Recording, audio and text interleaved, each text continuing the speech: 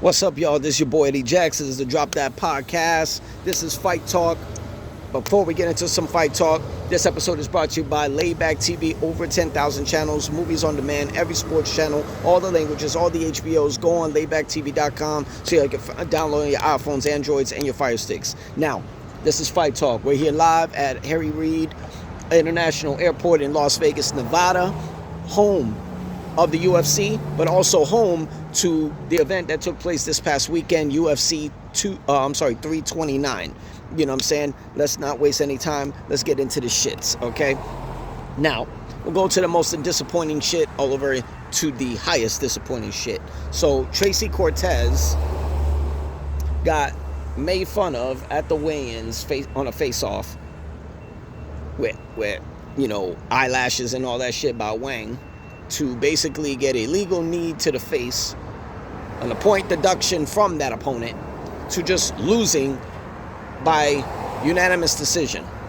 I don't know what the fuck she's doing, and this is all respect to Tracy Cortez. She's a beautiful woman. She's a very talented MMA fighter in a weight class that's very, very competitive. Gotten moments with Rose Namajunas in a main event where she got pretty much swung on and her eyelashes pulled out. But it's more like the whole shit with she's fighting with eyelashes, press on eyelashes, whatever the fuck it's called. I don't know. So it's her thing. I'm like, with all this shit, she got herself into with, Brian Ortega and Alex Pereira. Not putting any shade on her personal life. That's her business. But you're going to Brazil to learn all the tricks of the trade to add to your skills. But what are you doing? You're coming back with no results. And you lost to a woman who's not even in the top 10. So that means most likely by Tuesday, because we got the media rankings and we got the meta rankings. By Tuesday, most likely Tracy Cortez is either going to be number 10 or not even in the top 10 in the rankings at all. So then she's going to have to reevaluate her fucking career. Get it together. Because you were the first fight in the prelims and you're a main event fighter. It's interesting. Moving on. Shout out to Cody Garbrandt. Cody Garbrandt, he got it done. TKO in the first fucking round. Shout out to the former UFC bantamweight champion. You did your fucking thing. I'm still wondering what the fuck he's doing at 135 still. I think he's a real. I think he's a big guy for 135. I think it's about time to move up. He's getting older. You haven't been 135 pound champ in I don't know how many years, since TJ Dillashaw beat him in Madison Square Garden. Moving on. Gable Stevenson, he's fucking did it. He fucking did it. I thought he was gonna have the jitters. Most fighters in the UFC who debut on major cards, main events, they get the jitters. Sometimes they win, sometimes they lose. I mean, Daniel Cormier, he won his debut fight, and he claimed he was nervous, but he won. You know what I'm saying? So, I mean, what's his face? Gable Stevenson looked like he didn't even have no jitters. He came there I got an option to wrestle, but I'm gonna knock this motherfucker out, and he did it. He knocked that nigga out. He had John Jones, the GOAT, in his corner. I think is gonna get very interesting. I'm not gonna lie. He's a very short guy for heavyweight. You know what I'm saying? He's like a Daniel Cormier at heavyweight. I could see why DC went to light heavyweight. It was a little bit more fairness in that area. But I don't know. Let's see what he do. I think it's gonna get interesting if if what's his face? Josh Hokett. Josh Hokett and Gable Stevenson, they're both in the same division. But not only that, they fight at the same team, Jackson Wink. So, and I'm starting to think that Jackson Wink is divided between Wink, Mike Wigglejohn, or possibly John Jones. You know, I don't know. It's kind of interesting because Greg Jackson was at fucking in the corner of Gable Stevenson, but he wasn't for Josh Hokett at the White House. So I'm kind of curious on how this is gonna work. You know what I'm saying? They're both dangerous fighters, and they're both on the verge and got the skills to become heavyweight champions. So let's see how that goes. Moving on. King Green took on Terrence McKinney. I was betting on Terrence McKinney to show that King Green is out of his element. He's seasonal and all of this shit. And what happened? He went in there like a fucking bat out of hell.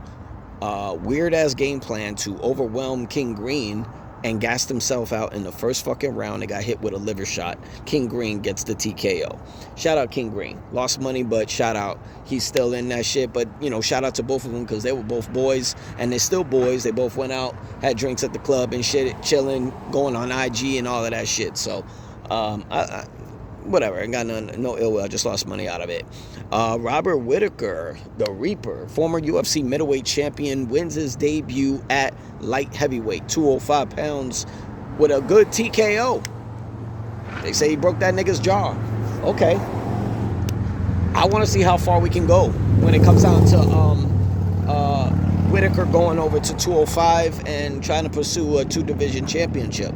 I mean, he ain't got to go through much. His name alone gets him up there. He was already the main event of prelims, but he doesn't want to fight Carlos Ulberg. Okay. That's interesting. You don't want to fight the champ. You got to deal with this bullshit again. All right, whatever. Shout out to Robert Whittaker. Who else? Shout out to Brandon Royval. Brandon Royval is definitely on the verge of getting another shot at the title. Hopefully he can get the winner of Joshua Van and Pantoja Part 2. Hopefully that fight gets announced for September. We got Sandhagen versus Batista. I think Sandhagen is pretty much done. He looked like he didn't know what the fuck to do with Batista. Batista, I don't really am a big fan of how he fights, but he definitely is figuring out a way to beat these motherfuckers with good game plans. So I can't hate. So shout out Batista. He got the dub. Paddy Pimblett, Paddy the Baddy, submits Benoit Saint Denis. I thought we were going to get a slugfest. I thought that was going to be in the arsenal and the game plan for BSD, and apparently he thought going in head first for a double and shoot was the answer. Okay. Got his fucking neck caught and got put to sleep. Shout out Paddy the Baddy. They say that Paddy the Baddy deserves, you know, I'll wait to say what I think should be next. But shout out Paddy the Baddy. He stole the fucking show. The crowd was dancing to his theme song. He stole the show. That was his pay-per-view, basically. Conor McGregor versus Max Holloway, Part 2.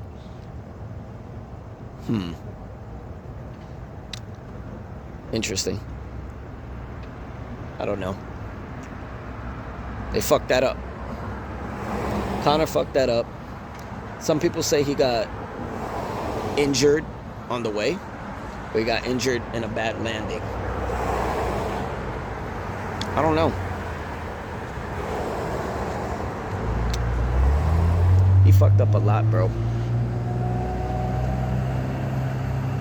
He is probably not going to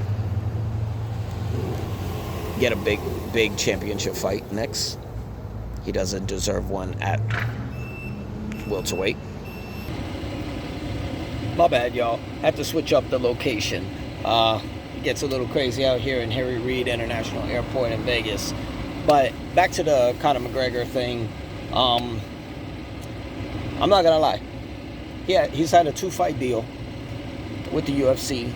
Could close out his career in the UFC in his contract, right? And one is for now, International Fight Week. The other's for April of 2027. I don't see him. He's not getting a shot at our championship. You know, not lightweight with Justin Gaethje, Not a super fight with Justin Gaethje. It makes no sense. Justin would definitely kick the fuck out of that guy's leg. Islam, not going to happen. They lost money with that one. I felt bad for Conor because all the preparation, you know what I mean? He's in a good place. He brought his family, his wife, his kids, and stuff like that. And to have it end like that is crazy. I think if he wasn't fighting Max Holloway, he would definitely be attacked by somebody. Max Holloway is a good heart. He has a good heart. He has, wife, kids. You know what I'm saying? Pride of Hawaii, he took over that title from BJ Penn. He ain't that type to be malicious like that. He don't even need to have a beef in order to fight you in the main event. Five rounds, basically. But shout out to Max. He won his debut at 170. Was his debut. Now let's go by what do you do next. With Conor, it depends on the injury. You know what I'm saying? And, some people say it's an ACL tear. Could be a meniscus, a MCL. If it's an ACL, he's out for a year. He just turned 38. So do the math. If it's nothing serious, I could see him fighting in December, close out the year, or early January. But if you UFC, you're gonna do business the right way and close out the year with Conor, maybe, depending on if you got a bigger fight. You know what I'm saying? And I think the next fight I'm gonna say that could be next should close out the year. Max, I think he should get back to 155. Nothing for him at 170. He's too small for that weight class. Arman definitely deserves a shot at the title. I think Justin Gaethje should retire. But if he's going to do one last shebang and defend the championship and not vacate, give it to Arman or vacate. There's no point fighting Max. Max was a BMF belt. I think the best way Justin could have ended his career is definitely the White House card, but that's just me. If Arman does not get the shot at the title, I think you do BMF, Charles versus Arman. But Arman's way overdue on a title shot, so I'm not sure what you do next with him. Benoit St. Denis, that depends. Batty to Patty, it's pretty obvious. You need the former lightweight champion Ilia Topuria on his return. It's about time we do the Ilia versus Patty. You don't need to sell this fight for a title. It could have been for a title. They shit the bag. But this is the perfect redemption for Ilia to get this fight. You know what I mean? It's beef. It's definitely a fight that needs to be made. He did not do enough to earn a rematch against Justin. I mean, if we're being honest, that was his title defense. You know what I'm saying? You got to defend the title at least once to be in the conversation of a rematch for it. You know what I'm saying? So, Batista, I think since Sean O'Malley is not getting the title shot next, it's going to be Jan versus Merab. I think the co-main event should be Sean O'Malley versus Batista, or make it a fight night main event. You know what I'm saying? That's pretty much what I think. Dan Hooker, King Green, that sells itself. Whitaker, I would say give him a top 10 in the light heavyweight division. Chad Gable, he definitely need to get his feet wet more with somebody who's unranked. Let's get into some news to get them out the way. This Saturday is going to be RAF. It's going down.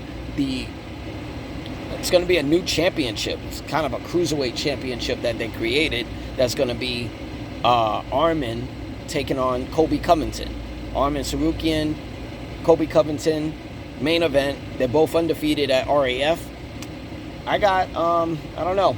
I think at cruiserweight, I think Colby got it. I think he's going to be oversized from Arman, and he's going to overpower him.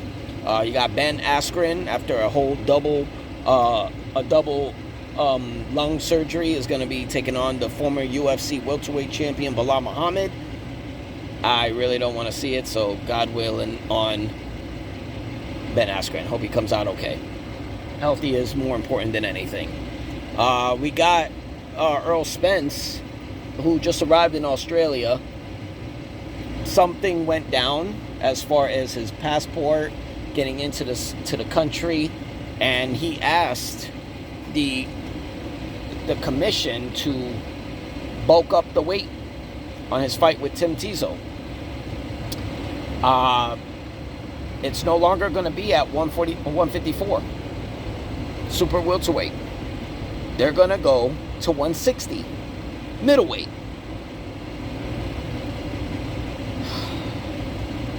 I don't like that right now for Errol Spence.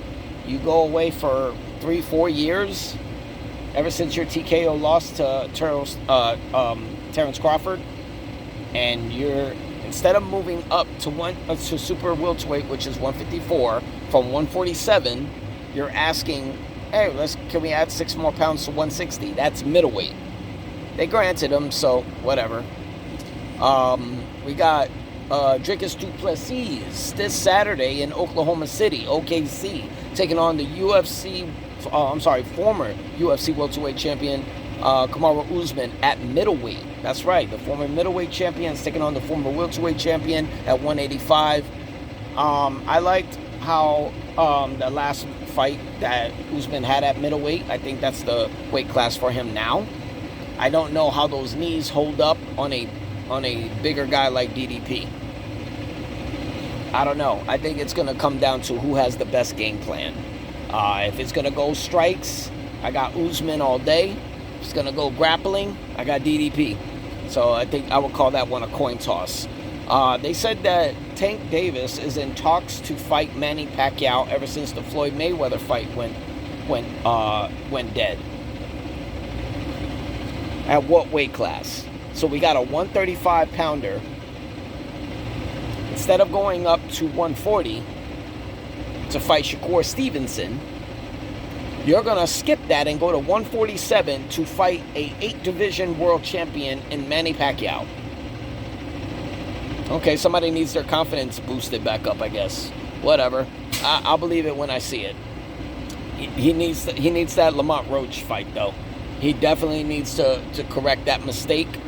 We'll see. We'll see. We'll see when it comes down to the winner of Zepeda and Lamont Roach. Shout out to Andy Ruiz signing with the Matchroom Promotions, and he's got a fight September 4th against Damian Nabaa. I don't know who the fuck Nabaa is, but if this is a confidence booster, little warm-up for Andy Ruiz, y'all, the heavyweight division is looking pretty interesting right now. So I would say that we got probably a former unified champion who's on the verge of becoming a world champion again, depending on how he looks. I think this was definitely a good look for him. Usyk is about to retire after one last fight. We're on the verge of hopefully getting what is it?